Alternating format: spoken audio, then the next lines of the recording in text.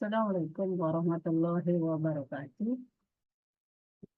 Izinkan saya, nama saya Santauri Tasimamora dan tim peneliti dengan judul penelitian kami tentang komunikasi transendental individu dengan pengalaman nyaris mati atau istilahnya adalah near death experience.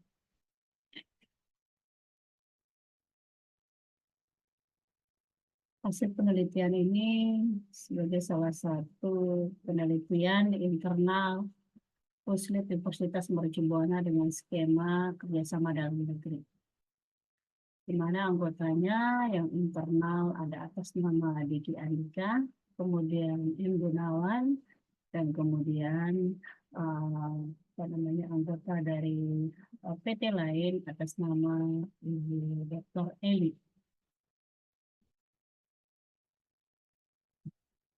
Gambaran secara ringkas tentang penelitian tim kami, yaitu penelitian ini mengkaji pengalaman peristiwa komunikasi transendental individu dengan kondisi near death experience atau individu dengan pengalaman hampir meninggal.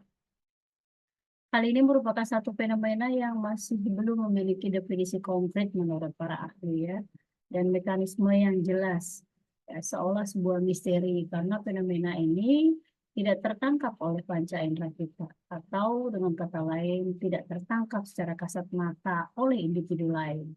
Jadi yang bisa merasakan hanyalah individu yang mengalami near death experience tadi. Realitasnya dalam kehidupan sedikit jumlah individu yang pernah mengalami kondisi nyaris mati, di mana kondisi ini bisa terjadi karena suatu penyakit yang parah yang dideritanya, atau mungkin satu musibah atau kecelakaan yang cukup tragis sehingga membuat kondisi si individu yang mengalaminya dalam kondisi kritis atau koma.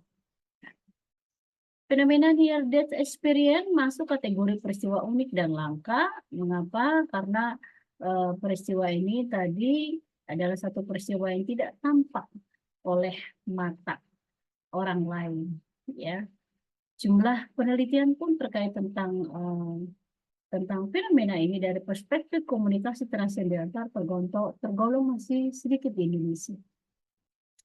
Maka penelitian ini bertujuan untuk mengetahui dan mendeskripsikan bagaimana individu memaknai pengalamannya melakukan komunikasi transendental ketika dalam kondisi koma atau kesadarannya tidak normal. Boleh dikatakan tidak sadar sama sekali .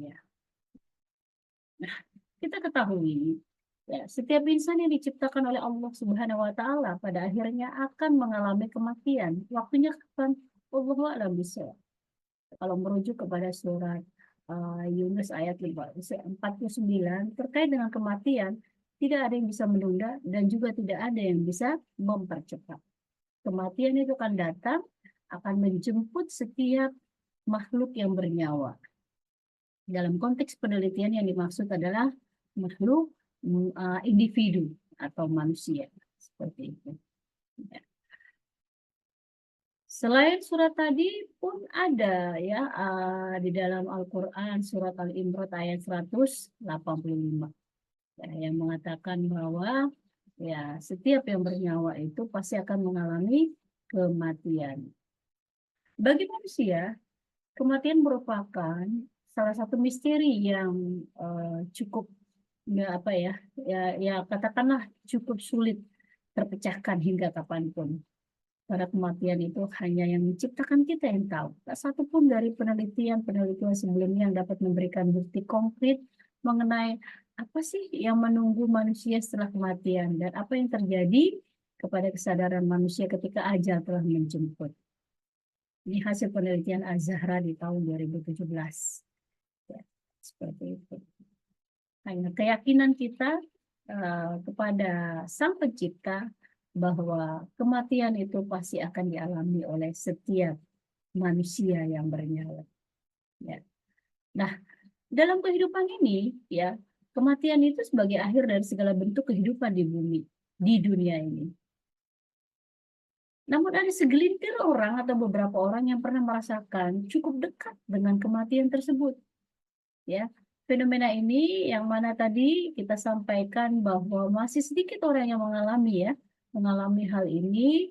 Ya, setelah dia mengalami kondisi tersebut di kemudian hari, ya, ia menceritakan apa yang dialaminya, ya, terkait dengan kondisi near death experience. Tentu saja bila kita mengkaji, ya, dan menelusuri, ya, karena tadi bahwa setiap manusia memiliki takdir untuk mengalami kematian, namun kita tidak tahu kapan dan kapannya akan datang, ya, artinya maut menjemput kita kapan. Maka ketika ada kondisi seorang dengan near death experience, ya, dapat disimpulkan, ya, bahwa kematian yang sesungguhnya terhadap individu tersebut belumlah terjadi. Nah, fenomena near death experience biasanya terjadi ketika seorang berada dalam suatu kondisi tekanan fisik yang cukup ekstrim atau mendekati ajal mereka. Namun Allah menakdirkan belum saatnya mereka untuk mati yang sesungguhnya. Nah, pengalaman ini terjadi pada individu bisa saja tadi karena kecelakaan, penyakit yang kronis, atau penyebab lainnya. Grayson dalam Friends 2005 mendeskripsikan near death experience sebagai suatu pengalaman yang amat mendalam, ya, secara psikologis dari individu yang mengalaminya.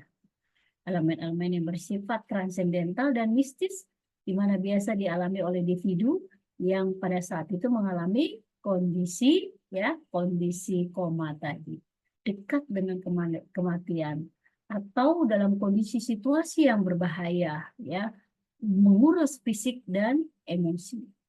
Pada titik tersebut mereka seringkali merasakan ketidakmampuan, ya, perasaannya, ya, dalam kondisi yang sulit, ya, sulit dijelaskan, ya, seperti itu.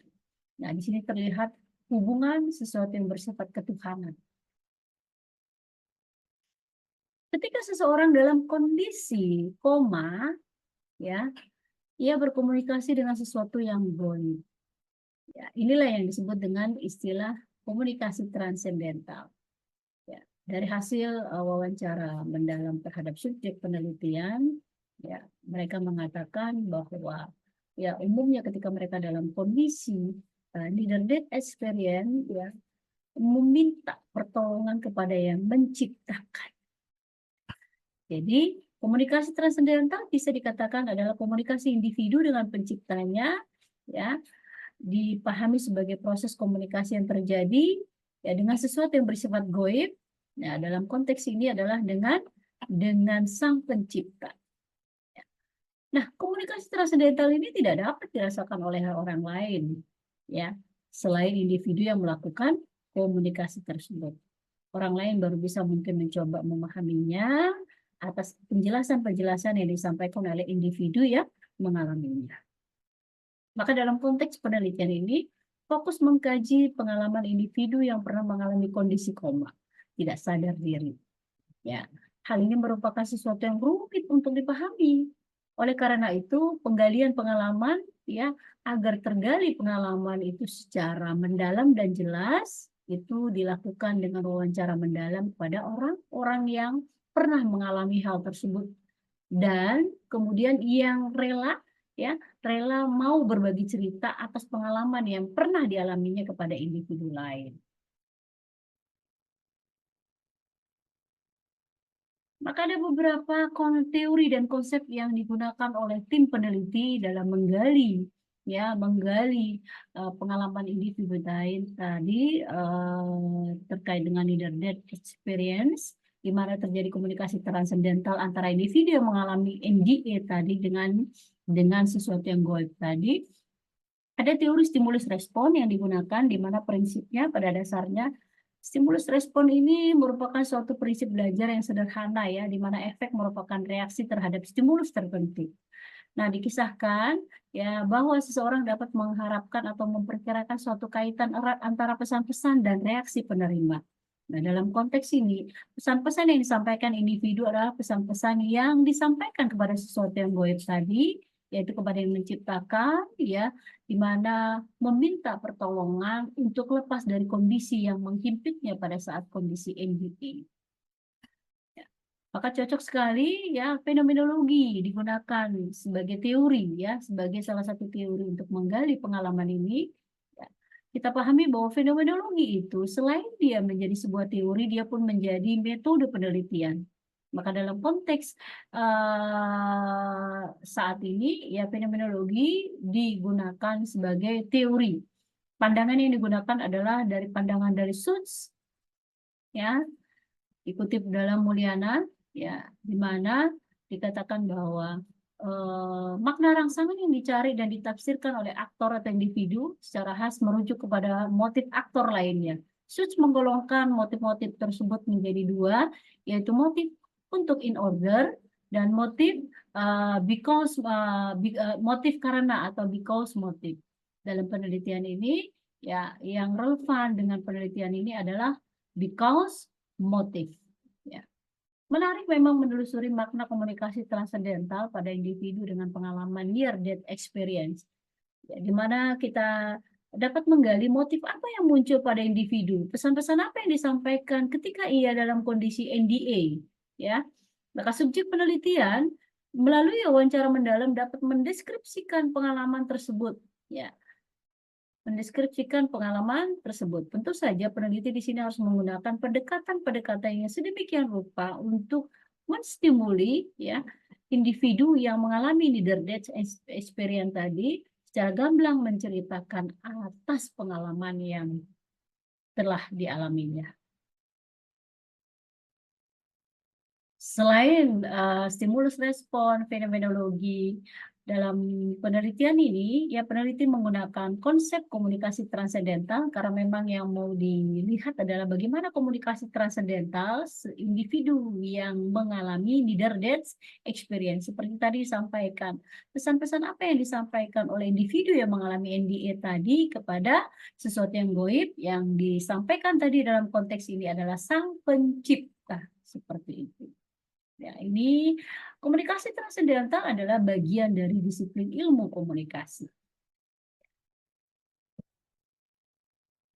Paradigma yang digunakan peneliti dalam konteks penelitian ini adalah paradigma konstruktivisme yang melihat keberadaan realitas tidak dengan sendirinya, namun melalui interaksi antara satu individu dengan individu lainnya.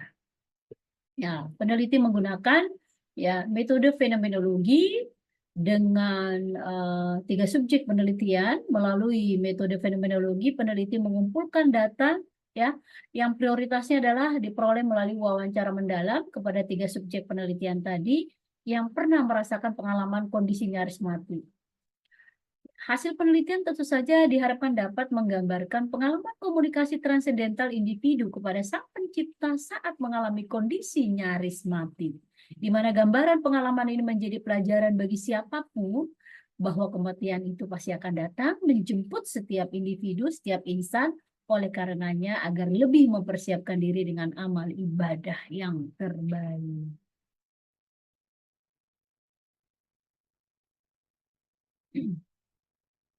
Oke. Dari hasil wawancara mendalam, data telah dianalisa ya dengan apa namanya reduksi data, mendisplay data, mengkategorisasikan ya sehingga pada akhirnya adalah ya menyimpulkan, mengambil suatu kesimpulan atas pengolahan data-data yang telah dikumpulkan melalui wawancara mendalam tadi. Hasil penelitian menunjukkan bahwa komunikasi transendental yang dialami tiga subjek penelitian, mereka berkomunikasi dengan Tuhannya, ya, mereka merasa berkomunikasi dengan Pencipta, ya, sehingga ketiganya dengan masing-masing keyakinan yang mereka yakini, mereka menyatakan memiliki makna yang mendalam atas apa yang telah mereka alami, ya. Ketiganya secara senada memaknai bahwa kondisi ketika nyaris mati ya itu menjadi titik nadir buat mereka. Terjadi perubahan perilaku dalam diri mereka ya menuju arah yang lebih baik. ya dalam menjalani kehidupan. Selain membawa pengaruh positif dalam hidup mereka, masing-masing dari ketiga subjek juga merasakan peristiwa yang mengakibatkan mengalami NDA juga membawa dampak negatif dalam hidup mereka. Ya, sebagai contoh di sini, ya dampak negatifnya adalah ada perasaan secara psikologis, ada perasaan trauma terhadap apa yang telah pernah mereka alami. Sebagai salah satu contoh, ya seorang subjek penelitian menceritakan karena dia mengalami peristiwa tenggelam ya di sebuah pantai, sampai saat ini dia masih takut untuk pergi ke pantai. Seperti itu. Ya. Ya, tidak ada yang menduga dalam kehidupan masing-masing individu akan mengalami satu kecelakaan. Nah, ini 3 individu yang menjadi subjek penelitian dalam penelitian ini ya memiliki pengalaman yang sangat berharga buat mereka. Seperti itu. Mereka merasa karena ada menjadi titik nadir perubahan, mereka merasa harus mengubah pribadi menjadi jauh lebih baik, seperti tidak sombong, ya, tidak merasa hebat, lebih hebat dari orang lain. Penelitian ini kalau mau dibicarakan apa kaitannya dengan mata kuliah yang diampu oleh para tim peneliti, tentu saja di sini sangat terlihat menonjol, ya, yaitu bahwa penelitian yang dilakukan oleh tim peneliti ini adalah menerapkan penelitian yang berkaitan dengan mata kuliah penelitian, ya, mata kuliah metode penelitian kualitatif. Kemudian bersinggungan dengan ilmu komunikasi, ya, salah satunya adalah psikologi komunikasi serta komunikasi transendental. Ya, di mana penelitian ini mengkaji secara aspek kejiwaan bagaimana seorang individu yang dalam kondisi NDA melakukan komunikasi dengan sesuatu yang baik. Ya, itu yang bisa kami jelaskan. Semoga bermanfaat. Semoga kami dapat lebih meningkatkan penelitian-penelitian yang lebih berbobot di penelitian-penelitian berikutnya.